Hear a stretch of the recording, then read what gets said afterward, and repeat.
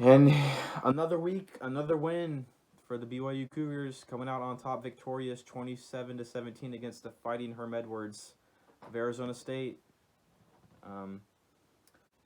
Honestly, it was a tale of four different quarters. Arizona State dominated the first quarter.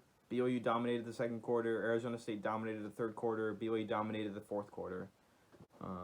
And honestly, it all started with the opening kickoff when BYU forces a fumble and they proceed to score 3 plays later to make it a 7-0 game with 14:30 still left in the first quarter. So from that point on, I think BYU had momentum most of the game. Granted, there were some points where Arizona State seemed to take back the momentum, but so far this season, BYU has not trailed at all, which is honestly very impressive.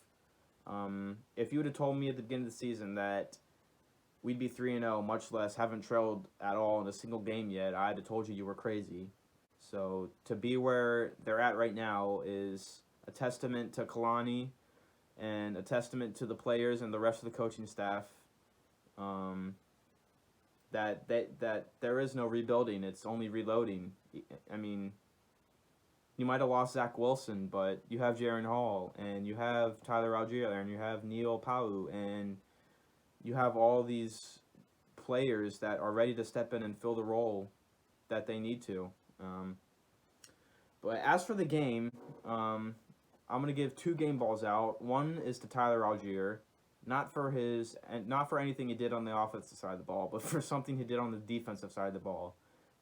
Jaron Hall throws an ill-advised pass, and Arizona State seems to have a pick 6, but here comes Tyler Algier out of nowhere, and straight from a Street Fighter video game, comes up over the defender, punches the ball out, and BYU recovers the fumble. So BYU lost 69 yards on the play, but still ends up with the first down.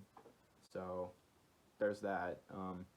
And I'm also giving the other game ball out to the BYU Rock, the student section, and just the fans at LaVell Stadium, because there was that drive in the third quarter where Arizona State had 4 false starts, all in the same drive. And I don't know that I've ever heard LaVell Edwards as loud as it has, at least through the TV. Like, the cameras were shaking like crazy. Like you would have thought there was an earthquake. So shout out to LaVell Edwards and the fans for showing up. Speaking of Arizona and their false starts, they ended the game with 16, yes, count them, 16 penalties.